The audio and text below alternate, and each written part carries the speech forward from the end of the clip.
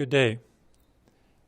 And I wanted to start by saying that I'm very sorry I cannot be with you in Canada today, but my heart is very much with you and in the excellent event which has been organized. I've seen the agenda and would very much have liked to be there to engage in some of the discussion and to meet some colleagues and friends.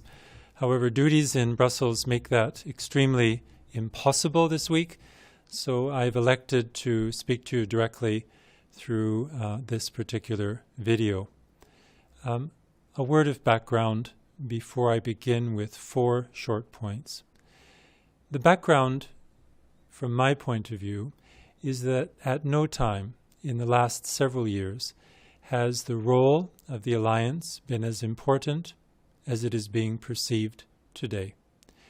We saw that in the summit that was held in Wales, where the international community, in face of Russian aggression against Ukraine, saw the Alliance for what it has been now since 1949, the bedrock of a transatlantic community of shared values and shared interests.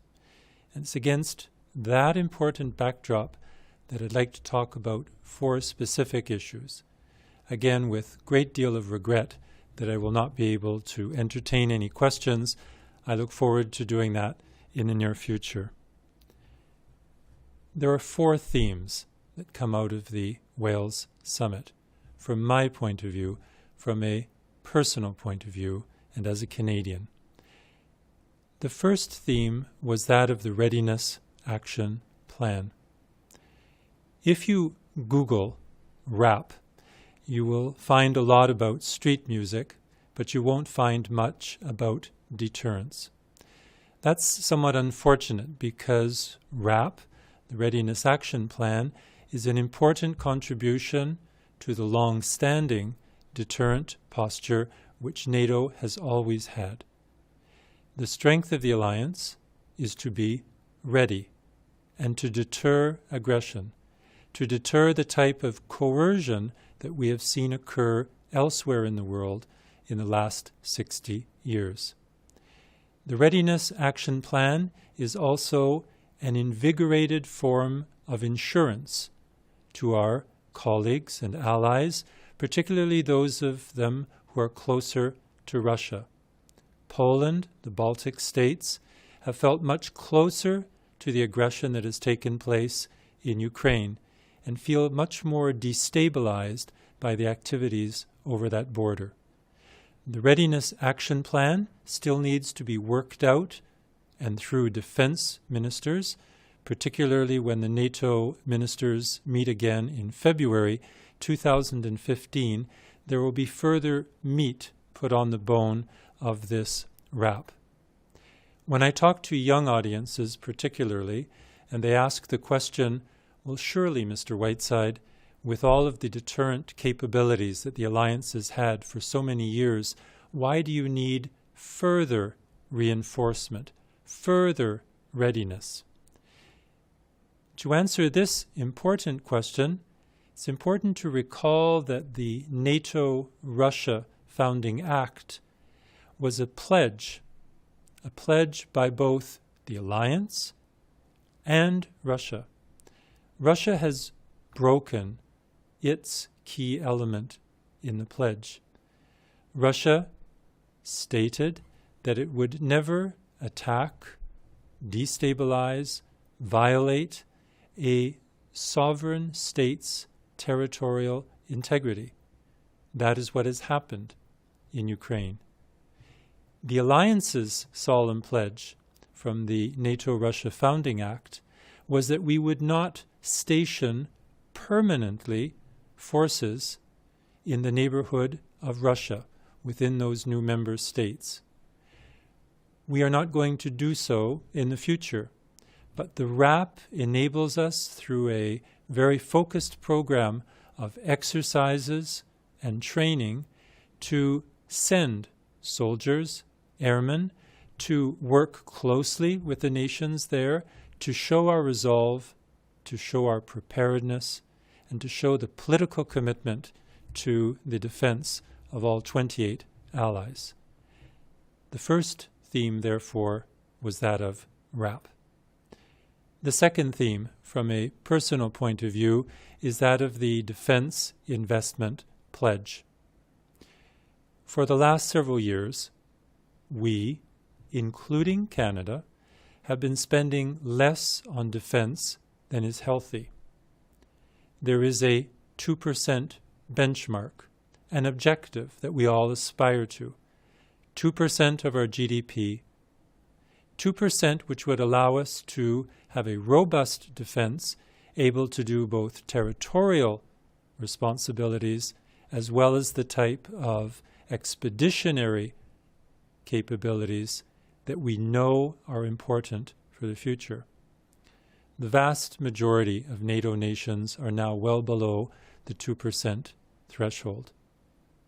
Indeed, worse than that, within the smaller percentage of money that is being given to defense, very few nations are spending 20% of it on capability renewal, particularly high-tech capability renewal. This leads to a hollowing out of our capability. We are therefore spending less than 2%, which we all believe is about the right amount of money so that we can have a robust capability. And within that, we are not renewing our capability to face the challenges of tomorrow. We need to do better. The Defense Investment Pledge, therefore, that was made by the heads of state and government in Wales, says two important things from my point of view. First, stop the reduction in the defense budgets with no caveats. And that's important. A lot of pundits have said, yes, yes, but that is with the caveat that once the economy allows you to stop the decline. That's not factual.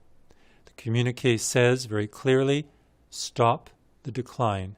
That's the pledge.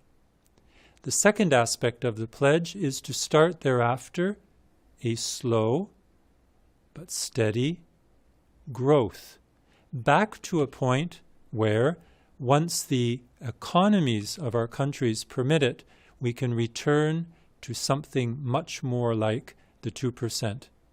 That's the Defense Investment Pledge. And the second really important message, which I see coming out of Wales. The third aspect, which I'd like to emphasize, and something I know that you will be discussing back in Canada today within the context of the seminar, is the resurgent and very, very unhappy situation within Russia and within Ukraine today.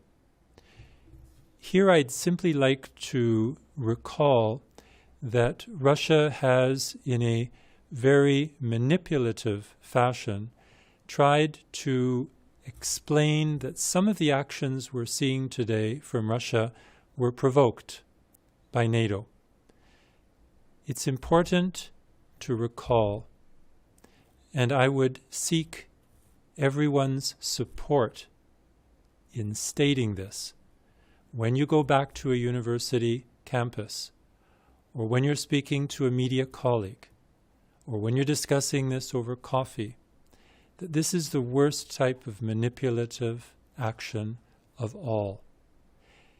NATO reached out to Russia in the most genuine, honest sense, going back to the end of the 1990s. We built up through the NATO Russia Council a number of engagements, activities, seminars, intelligence sharing, shared projects, which could have and should have been the way for the future. I was involved in several of those projects. Some of them were highly thought of by Russian scientists and senior military colleagues. All of that was a way to look at the 21st century as a century of partnership with Russia. A a very proud people, and a government that would be turning increasingly to cooperation with the world. That has not been the Russia we've seen in 2014.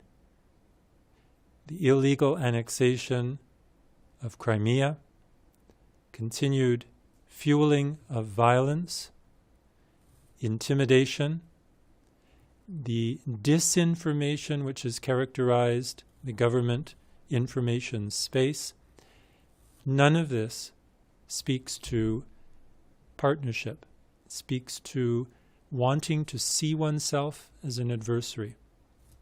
That's most unfortunate. I won't read out to you today because I'm trying to keep my intervention quite short and hopefully useful because it's a bit punchy.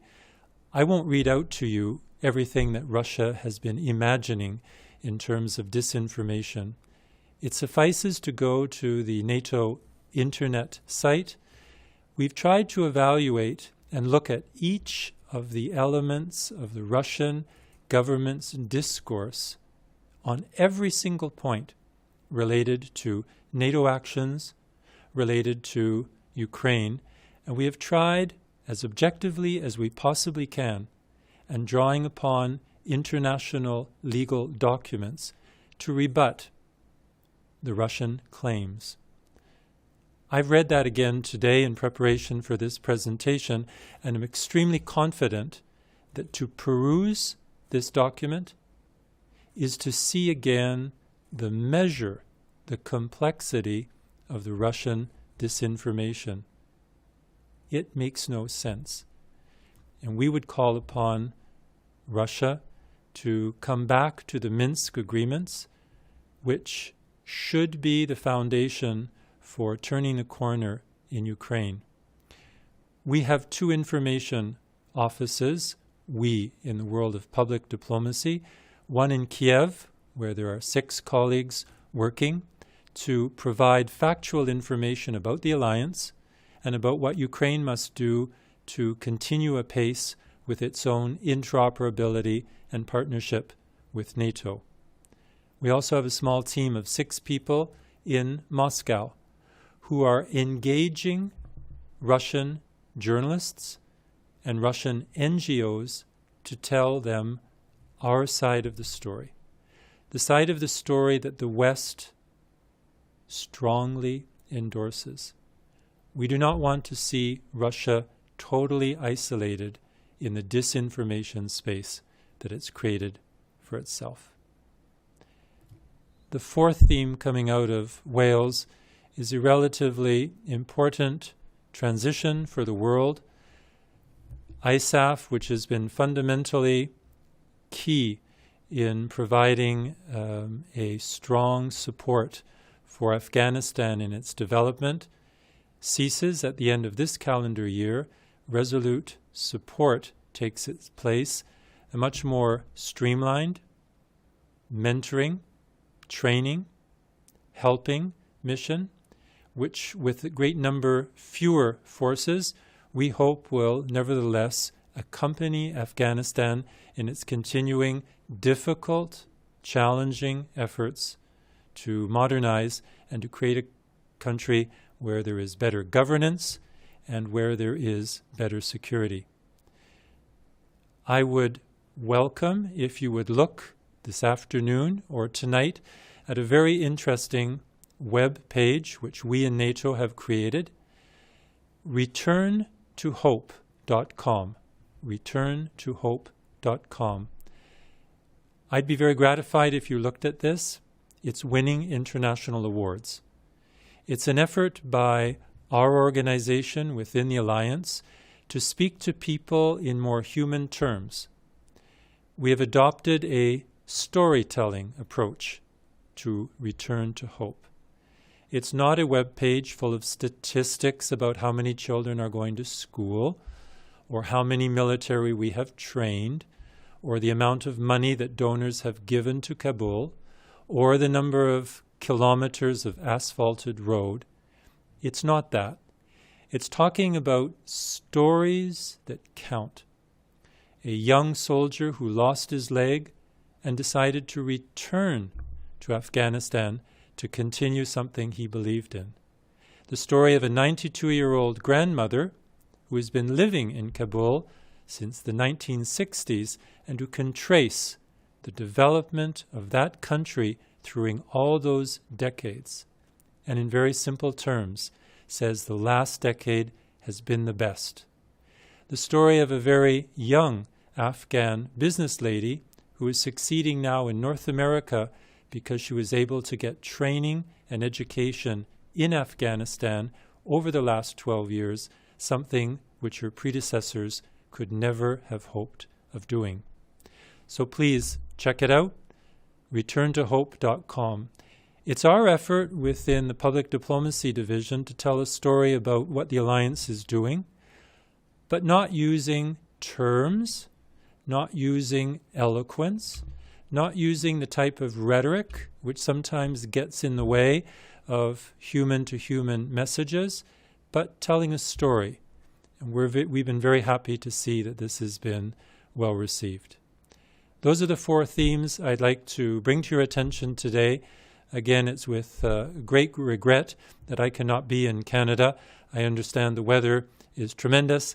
I would have liked very much to be there, but I wish you a great end to the conference. And again, my sincere thanks to those who have organized the event today. Thank you very much.